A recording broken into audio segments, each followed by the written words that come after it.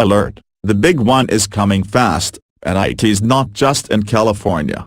Massive earthquake. Many are calling the big one is overdue to strike California, either along the San Andreas fault line or the Hayward Bay fault line. But this earthquake is still a threat even to those who don't live in the Golden State. The second largest city in the United States, Los Angeles, sits atop 100 geological faults.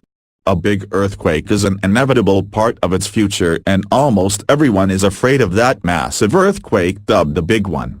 But this earthquake is a threat to many who have chosen to not reside in California. 10 years ago, while at the U.S. Geological Survey, I led a team that created the shakeout scenario, our best scientific estimate of the consequences of a big earthquake on California's San Andreas Fault.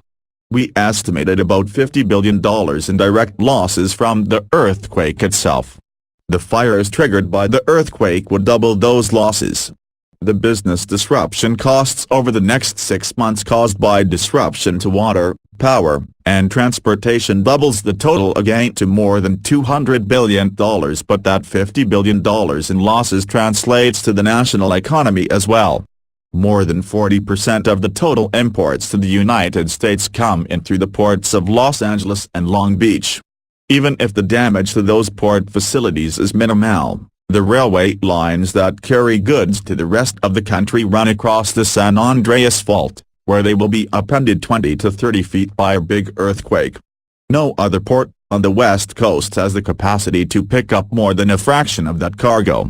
Pipelines that carry fuel from the refineries in Los Angeles to supply most of the need in Arizona and Nevada also cross the San Andreas and will be broken.